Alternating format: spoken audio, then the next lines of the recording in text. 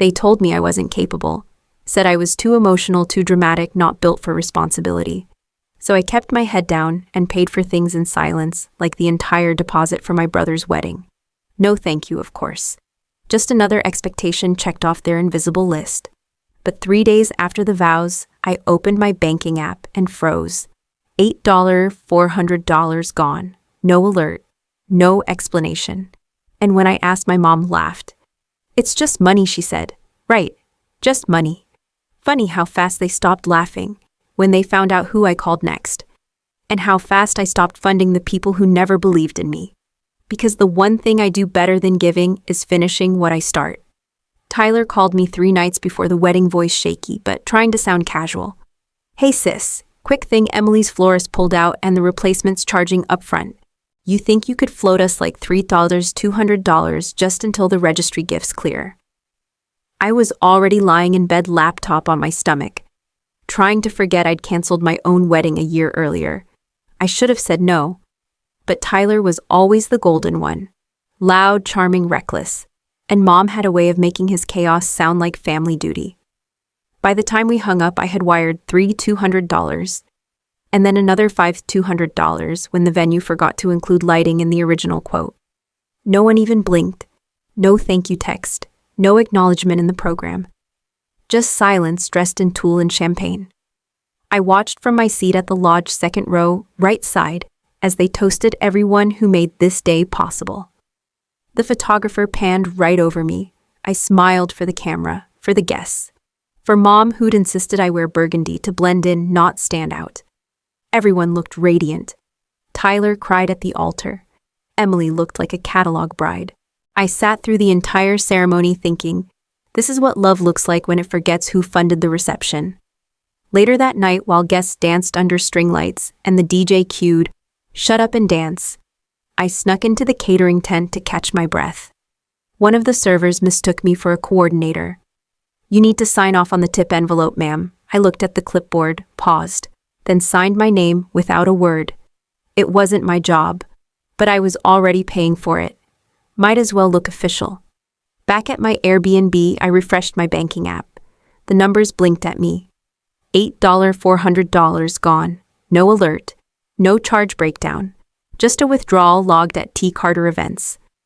I stared at it like maybe if I kept looking a refund would appear.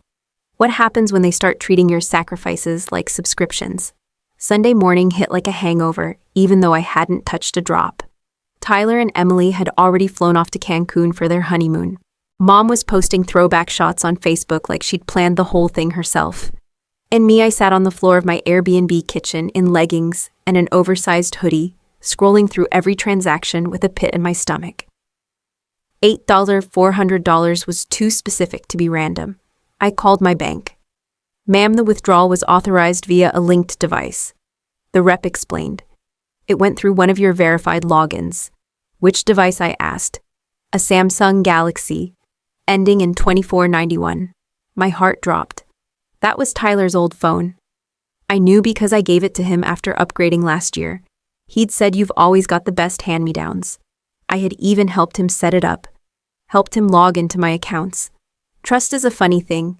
It starts with convenience and ends with betrayal, dressed up in matching groomsmen suits. I called Mom.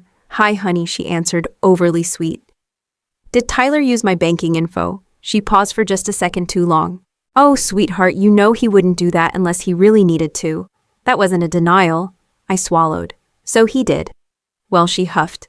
"Don't be dramatic. It was just a mix-up. He said you'd offered to cover a few more things and I didn't." A full beat of silence. Then she laughed. "Oh, come on, it's family. You're not going to throw a fit over a few grand, are you?" She said it like we were talking about lending him a sweater, like financial violation was a punchline. I didn't respond. Just ended the call. Quietly, coldly. That night, as I drove past the wedding venue one last time, I saw a pile of discarded flowers near the dumpster, wilting, forgotten, tossed aside. It looked familiar. What do you do when the people you trusted with your heart start treating your money like a shared inheritance you never agreed to split? I hadn't planned to go back to Mom so soon, but when Naomi, my best friend and a forensic bookkeeper, texted, "You need more than bank logs. You need paper," I knew exactly where to look. Mom's house still smelled like cinnamon and hairspray. Tyler's wedding album sat front and center on the coffee table, glossy, glowing, fake. I greeted her with a half smile. Said I was just dropping off a gift I forgot to give. She didn't ask questions, just ushered me in with a sing-song, "Make yourself at home." So I did. While she was fussing in the kitchen, I made my way to the couch, bent down, reached between the cushions, just like I remembered. There, under the left side, tucked deep like a secret, was the envelope. I slid it out. Inside, a breakdown of wedding payments, scribbled notes, receipts. One line circled in blue: final transfer from H $8,400. Bless her. No initials, no thanks. Just bless her. Like I was some divine ATM in heels. I stood there shaking. It wasn't about the money anymore. It was the entitlement. The fact that I wasn't even asked, just assumed.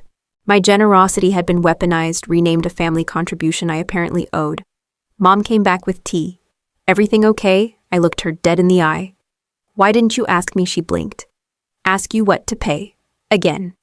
She smiled, but it didn't reach her eyes. "Because we knew you'd say yes. You always do." And there it was, the truth dressed in sugar. I left the tea untouched, left the envelope on the mantel, but not before taking photos of every page, every signature. In the car, I sent them to Naomi with one line: "Start the file." When your giving becomes their guarantee, at what point do you admit you were never being generous, you were being used? Naomi called 2 days later. "I went through the receipts," she said. "That envelope, it's your smoking gun. But there's something else, check your email." I opened the file. A spreadsheet titled Guest List Final.xlsx. It wasn't mine. It was Mom's. Columns A to D. Name, relation, RSVP, contribution. I scrolled. My name, Hollis, was there, in bold. Under contribution. 8.4K transfer completed. No RSVP received. Seat confirmed by Tyler. No RSVP received. I hadn't been invited. They never asked if I could attend. Never sent an email. Never called. I paid for a party I wasn't even officially part of. I clicked over to Tyler's wedding photo album. He'd posted it on Facebook the day before. Tag after tag of smiling faces, toasts, and slow dances. I wasn't in a single one. Not at the ceremony, not at the reception. Not even a blurry shot from the background. Just absence. Erased like my presence would have messed with the aesthetic. I called Mom. No answer. I texted Tyler. "Did you know I wasn't on the RSVP list?" He replied in less than a minute. "Mom said you were too busy to come. We didn't want to pressure you. Too busy." They never asked, and yet the payment cleared. On time. No delays. I leaned back in my chair, staring at the guest list. Dozens of names, many I didn't know, some I hadn't seen in years. A cousin who once told me to smile more at Grandpa's funeral. A co-worker of Tyler's I'd never even met. And yet they got a seat, a meal, a favor bag. I got a line item and a crossed-out RSVP. It wasn't about being forgotten. It was about being deliberately excluded while still footing the bill. If they only count your presence when it funds the celebration, do you really have a place in their joy at all? I didn't text Mom again. I showed up. Sunday brunch, her favorite. I knew where she'd be, corner booth at Evelyn's Diner, ordering oatmeal with a side of bacon she always claimed she wouldn't eat. She saw me coming and smiled too wide. Well, look who finally. I dropped the guest list printout and the bank transfer receipt on the table. She blinked, looked down, read nothing. "Where was my seat, Mom?" She picked up her spoon, stirred the oatmeal. "We thought you were busy." "That's not an answer." She sipped her tea. "You didn't say you were coming. You didn't ask." Silence stretched. Behind us, plates clinked, syrup poured, a toddler cried about toast. But our table was frozen in a kind of timeless tension. One I was done carrying. "You used me," I said. Her eyes flicked to the printout. "You're overreacting. Then why lie about the RSVP?" She shrugged. "It's not that deep. It's family. Sometimes we fill in the blanks." "You didn't just fill in blanks. You rewrote my role entirely." She set down her spoon finally. "Hollis, you've always been dramatic. We thought you were too fragile for the pressure." I laughed. Quiet, tired. I paid for the pressure. That's when she said it. The sentence that ended brunch, the kind of thing you can't unhear. You can't do anything, Hollis. You're just good at throwing money at problems and then crying when people don't clap. I stood. No goodbye, no drama. Just one last glance, not of rage, but clarity. That's how she saw me. Not as capable, not as family. Just an ATM with too many opinions. But as I walked out, I didn't cry. Because I remembered what Naomi said the night before. If they only value you for what you give, they'll hate you when you stop giving. And I was done giving. If the price of family is erasing your dignity, what happens when you demand a receipt? By Monday morning, I had done the unthinkable. In our family, I filed a police report. Not because I expected them to end up in cuffs, but because I wanted it documented. Paper trail, proof. A line in the sand they couldn't pretend wasn't there. The officer looked at me like I was crazy when I explained who they were. Your mom and brother, he asked, eyebrows raised. Yes, I said calmly. And I have the transfers, the forged RSVP list, and the messages where they admit to managing my card. He nodded slowly. Family theft's hard to prosecute, but you've got evidence. Might be enough for civil court. That was fine. I wasn't here to win. I was here to be heard. When I left the station, I called the venue, told them to send me a copy of every signed contract and payment, every invoice, every name listed under family.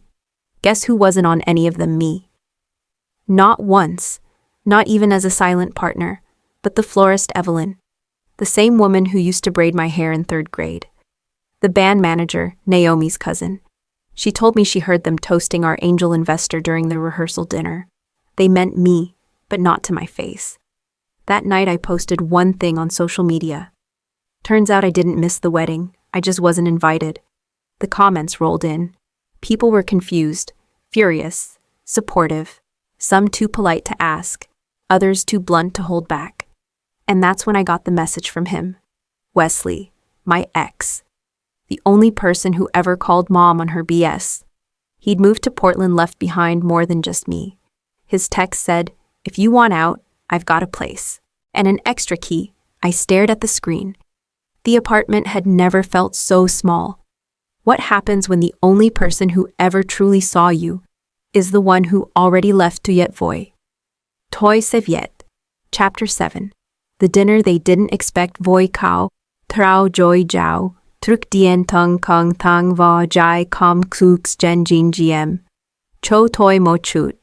I didn't plan the dinner to make a point. But when Naomi suggested a reset meal at the same Italian place where we'd celebrated Wesley's graduation years ago, quiet, intimate, unassuming, I said yes. I made the reservation for 5. Then I told them all. Family dinner, Wednesday at 7. If you want to talk, come. Velma responded with a thumbs-up emoji. Curtis sent finally. No one apologized. But they were coming. I arrived early. Picked a table near the back. Had the receipts printed and sealed in envelopes, each labeled. Neat, precise. They showed up 15 minutes late, loud and unbothered. Velma had her hair blown out.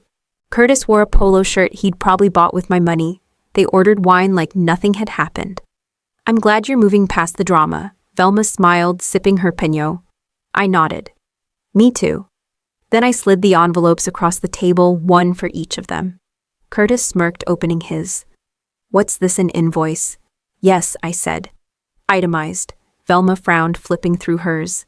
This isn't necessary, honey. It is. It's everything you've taken. Every transfer. Every expense you never paid back. Every favor repackaged as obligation. Curtis scoffed. You said it was family. I said it because I loved you, I replied. But love doesn't mean theft. And it doesn't mean silence either. He leaned back, laughing. So what now? You want us to pay you back? I didn't answer. I just placed a final envelope on the table. It was thinner, different. Velma opened it. Her face fell. You reported us, she whispered. It's not a charge. It's a record. I need my name off that fraud. The mortgage, the deed, I'm cleaning it all. Velma's jaw tightened. This could ruin us. No, I said quietly. You ruined this. The moment you decided my worth was in how much I could give you without asking for anything back. Curtis stood up, chair scraping. You've changed. I had to, I replied.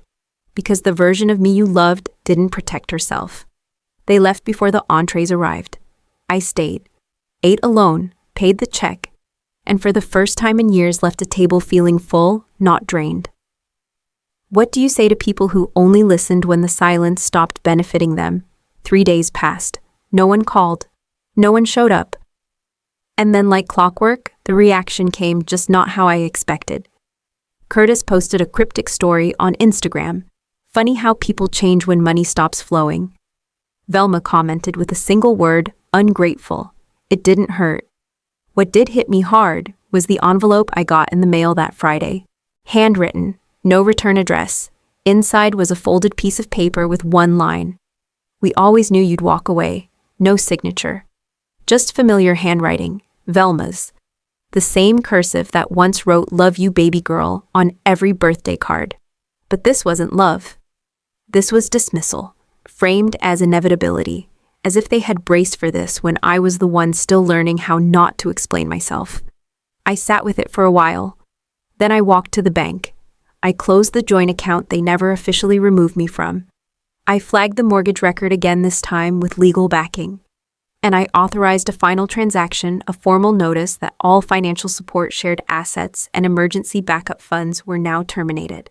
Not suspended, not paused, terminated. I called Naomi. It's done. She didn't ask. Are you sure? She just said, I'm proud of you. I didn't celebrate. I didn't cry. I went home, made tea, and folded every document into a fireproof lockbox under my bed. Some receipts you keep not out of spite, but survival, because one day someone might try to rewrite the story. And when they do, you'll have the proof they never thought you'd keep. If they always assumed you'd walk away, why were they so scared when you finally did? I was brushing my teeth when it came through, a voice note, 2 minutes long, from Velma. I stared at the notification like it was ticking, like listening would detonate something I'd finally managed to bury. But I hit play anyway. She started mid-sigh. I didn't know what he was doing with your card. No greeting, no ownership.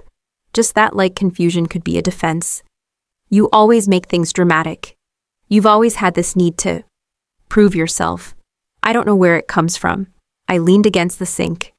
But look, maybe I messed up. Maybe we all did. But family doesn't cut each other off. You said that once. You said we were forever. She paused. Then softer, I still wear the bracelet you gave me, the one with the knot. Remember, you said it meant strength. I did remember. I bought it after Dad's funeral when I couldn't afford flowers, but still wanted her to feel held. Anyway, she continued, I guess I just wanted to say, if you ever come back, your room's still there. We didn't change the sheets. The note ended with static. No apology, no clarity. Just a memory disguised as an olive branch. I didn't reply. Because the room wasn't what I missed. It was the version of her who wore that bracelet and meant it. And she hadn't been around for years. So I archived the message, lit the candle Jonah left behind, and whispered to the quiet, I didn't burn the bridge. I just stopped standing on it alone. If she missed the version of me who never said no, does that mean she never saw who I really was? The sky was the same soft gray as the day I wired Curtis the first $2,000. I remember because it rained that afternoon and I'd made tea for Mom while she cried over how hard he's trying. That was 3 years ago. Now I sat at my kitchen table alone, but not lonely, with a different kind of tea and a document open on my laptop. Final tabulation. Not just the dollars, though, those were there too. $400 from one account, nearly $30,000 across 3 years. Rent, tuition help, bailouts for bills I never saw, groceries for a house I didn't eat in, a wedding I wasn't thanked for. But next to each line was a second column, what it cost me. Missed vacations, burned weekends, panic attacks in silence, a birthday with an empty chair, and a name mine removed from every deed and story that didn't serve them. I didn't cry, I didn't rage, I just accepted. This was the invoice of who I used to be, and now I was closing the account. I hit save as and renamed the file, paid, in, full. Then I opened a blank document. Title, what I build next. The cursor blinked, but this time it felt like an open door. Because when you finally stop measuring your worth by what you give away, you start realizing just how much you've been carrying. And what's left once it's all unloaded? Peace. When your past owes you more than it can repay, what if the only real profit is finally choosing yourself? The end.